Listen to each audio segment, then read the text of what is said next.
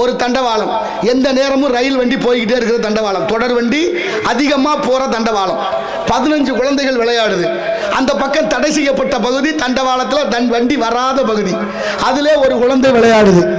இப்போ வண்டி போகிற பாதையில் 15 பிள்ளைகளும் வண்டி போகாத பாதையில் ஒரு குழந்தையுமாக விளையாடி கொண்டிருந்த வேளையிலே விளையாடி 15 குழந்தைகள் விளையாடுற பாதையில் வண்டி வந்துருச்சு. அங்கே ஓட்டுநர் பார்த்துட்டாரு. இப்போ யாரை காப்பாற்றலாம், யாரை கொல்லலாம் சொல்லுங்க சொல்லுங்க. உட்காந்துருக்க சொல்லுங்க சொல்லுங்கண்ணே. ரயில நிப்பாட்டலாம், நிறுத்த முடியாது அவ்வளோ வேகமாக ரயில.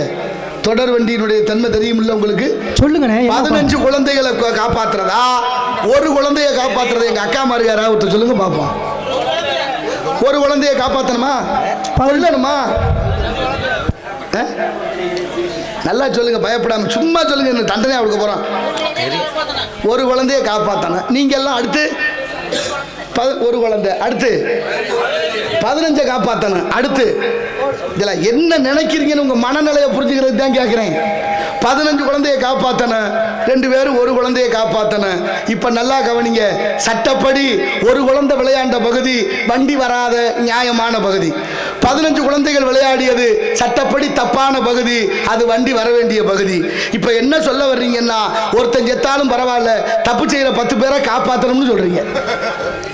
நல்லவன் ஒருத்தனை கொன்னுட்டு தப்பான 15 பேரை காப்பாத்துது இந்த உலகமும் இந்த நாடும். அதுதான் இன்னைக்கு வரைக்கும் நடக்குது. தப்பான 15 பேரை காப்பாற்ற நியாயமான ஒருத்தனை கொல்ல சொல்ற மனநிலையில நம்ம மாறிட்டோம். தப்பா சொல்லி கொடுத்துட்டோம்.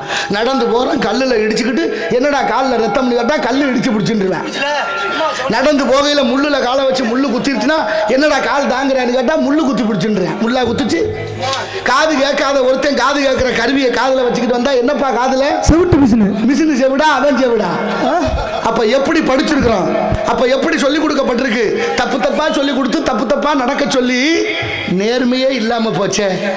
தப்பத்தான கற்பிதம் பண்ற, பரவாயில்ல விடுப்பா, யார் செய்யல, தொலைது விடுங்க, அனுசரிச்சு போங்க. எத்தனை முறை, எத்தனை ஆண்டு காலங்களுக்கு இப்படியே அனுசரித்து போவது?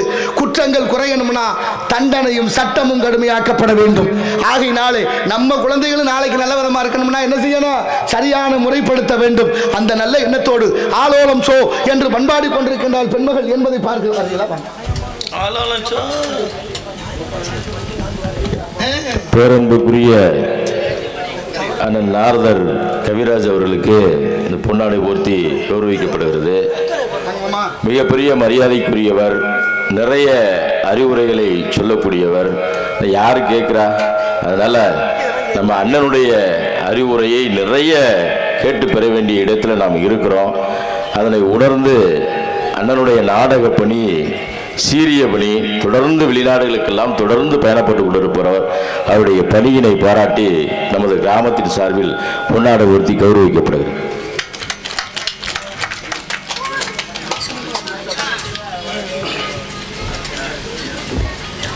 கோவலன் பெற்றெடுத்த குலக்கொடி மணிமேகலின் கையிலே இருக்கக்கூடிய அச்சய பாத்திரம் எவ்வாறு வற்றாத ஜீவநதியாக எடுக்க எடுக்க வந்து கொண்டிருக்கும் அமுத சுரபியை போல தன்னுடைய கருத்துக்களை எளிய முறையில் மக்கள் மனதில் பதியக்கூடிய வகையிலே எடுத்து கூறிக்கொண்டிருக்கின்ற எங்களுடைய அருமை சகோதரர் மரியாதைக்குரிய கவிராஜ் அன்னார் அவர்களுக்கு எங்களுடைய சார்பிலே பொன்னாடை அணிவித்து புகழாரம் சூட்டுகிறோம்.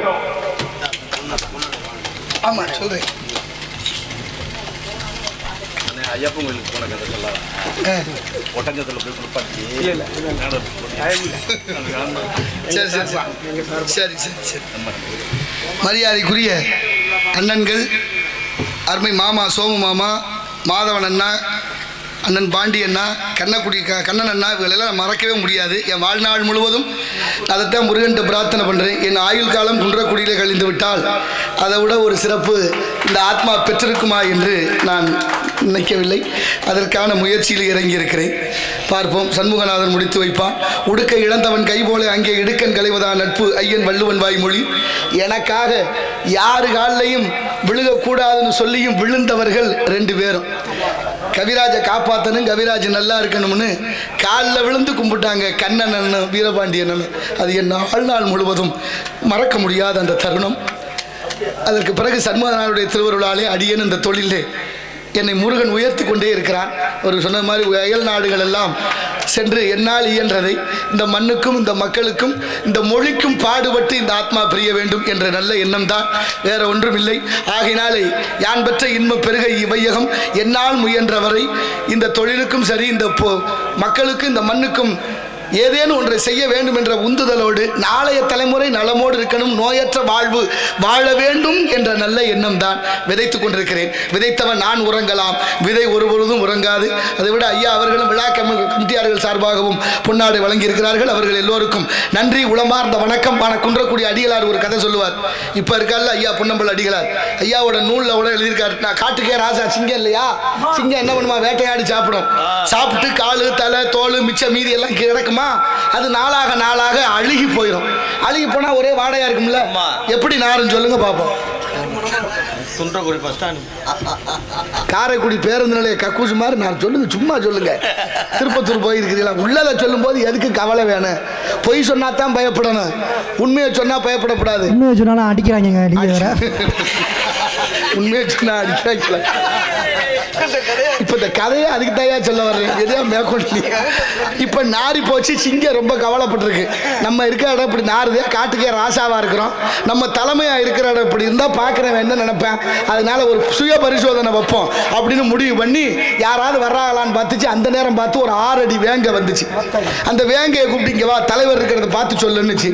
உள்ள போயிட்டு வந்து தலைவர் சிங்கத்துக்கிட்ட வந்து வேங்க சொல்லுது, மூக்க பிடிச்சிக்கிட்டு, என்ன தலைவரை நீங்க இருக்க இடம் இவ்வளவு மோசமானது, இப்படி வச்சுக்கலாமா, இது நல்லா இருக்கா உங்களுக்கு அப்படின்னு சிங்கத்துக்கு கோவம் வந்துருச்சு. என் இடத்துல வந்து எனக்கிட்டே நாருதுன்னு சொல்லுவியாடா, போட்டு ஒரே ஓடியே போச்சு. கொஞ்ச நேரத்தில் ஒரு யானை வந்துச்சு. யானையை கூப்பிட்டு நீ பார்த்து சொல்லுனுச்சு. யானை நமக்கு எதுக்கு பொல்லாப்புன்னு உள்ள போயிட்டு வந்து நல்லா மணக்குதியா, சந்தனமும் ஜவ்வாதும் அப்படின்னுச்சு. ஏண்டா அப்படித்தானே சொல்றாங்க, நல்லா இல்லாத நல்லா இருக்குங்கிற, நல்லா இருக்கிறது நல்லா இல்லைங்கிற, ஏற்குமாறாவே பேசுறாங்க. ஆனாலும் யானை சொன்னோன்னு ரொம்ப கோவப்பட்டுருச்சு. எப்படி நீ பொய் சொல்லுவ, உண்மையை மறைச்சு பொய்யா சொல்றியா நீ, உனக்கு ஒரு அடி ஓடு. அவனும் ஓடி போயிட்டான். கொஞ்ச நேரத்தில் ஒரு நரி வந்துச்சு. நரி எப்போதும் தந்திரம் உடையதா, நீங்க சர்க்கஸ்ல பாருங்க, எல்லா மிருகம் இருக்கும், நரி இருக்காது. ஏன் இருக்காது, சொல்லு பேச்சு கேட்காது, அதுக்குன்னு ஒரு சுய சிந்தனை இருக்கும். அதனால நரி வந்தோடனே நரியை கூப்பிட்டு சொன்னுச்சு சிங்கம், நீ பார்த்து சொல்லு. நரி உள்ள போகையில யோசிக்குது, ஒருத்தன் உண்மையை சொன்ன அவனையும் அடிக்கிறேன், ஒருத்தன் பொய் சொன்ன அவனையும் அடிக்கிறேன். நாட்டில் உண்மையும் சொல்ல முடியல பொய்யும் சொல்ல முடியல, எதுக்கு எடுத்தாலும் அடிக்கிறாங்க. சரி அடிச்சதோட விட்டாலும் பரவாயில்ல, ஆள் வச்சு வெட்டுறேன், இது தேவையா நமக்கு, பெரிய இடத்து பொல்லாப்பு, அரமனை கோழி முட்டை அம்மிக்கல்ல உடைக்கும் அப்படின்னு நினைச்சுக்கிட்டு வெளியில வந்து நரி சிங்கத்தை பார்த்து சொல்லுது, தலைவரை ஒரு வாரமா ஜலதோஷம், ஒரே மூக்கடப்பா இருக்கு, ஒன்றும் தெரியலேன்னு தப்பிச்சிருச்சு. எப்படி இப்படித்தான் தப்பிக்கிறார். என்ன மன உறுதி, அச்சமில்லை அச்சமில்லை அச்சம் என்பதில்லையே, உச்சி மீது வானிடிந்து வீழுகின்ற போதிலும் அச்சமில்லை அச்சமில்லை அச்சம் என்பதில்லை என்று படித்த மானுட சமூகம் இன்று அச்சம் கொள்ள அளவுக்கு ஆகியிருக்கிறது என்றால் ஏன், எங்கே, எதனால், எப்படி இருக்கு இந்த சிட்டங்களும் தட்டங்களும் என்பதை பார்க்கிற பொழுது ஆலோலம் சோ என்று பண்பாடி கொண்டிருக்கின்றாள் பெண்மகள். இந்த வேள்விமலை சாரலிலே வந்த வினையும் வருகின்ற வல்வினையும் கந்தன் என்று சொல்ல கலங்குமே, செந்தில் நகர் சேவகா என்று திருநீர் அணிபவர்க்கு மேவ வாராத வினை என்றார் அருணகிரிநாதர். அந்த வகையிலே வள்ளி இங்கே குமுத மலராக காட்சியளித்துக் கொண்டிருக்கின்றாளே, குமுதம் போல் வந்த குமரியே, குமுதம் போல் வந்த குமரியே, முகம் குங்குமமாய்ச்சி வந்த. இந்த பாட்டு ஐயா சரத்குமார் ஐயா நடிச்ச படம். இந்த பாட்டை எழுதினவர் வெறும் பத்திரிகை, ஆமா மூவேந்தர், வெறும் பத்திரிக்கை பேர்ல எழுதியிருக்கு. இப்போ பாட்டு முடிகிறதுக்குள்ள எத்தனை பத்திரிக்கை பேர் இதில் வந்திருக்குன்னு யாராவது சொன்னீங்கன்னா பரிசு தாரேன். குமுதம் போல் வந்த குமரியே, குங்குமமாச்சி வந்தோ, மனவண்ண திரை கனவு கண்டதோ, கனவு கண்டதோ.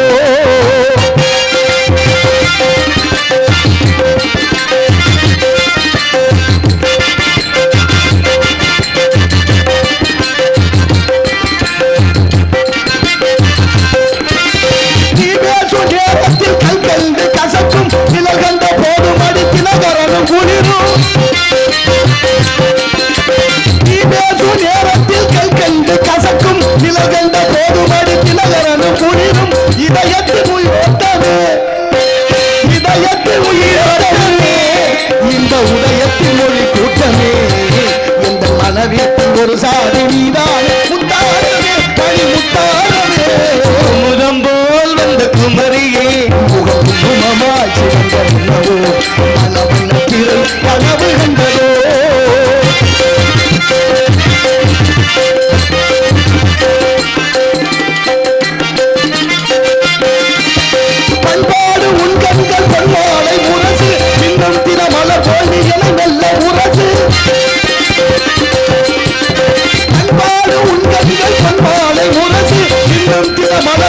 என்னை வெல்ல உரைச்சு தினத்தந்து அடிக்கின்றது தினத்தந்து அடிக்கின்றது மூச்சு தீயாக கொதிக்கின்றது இந்த மணமாலை மலரே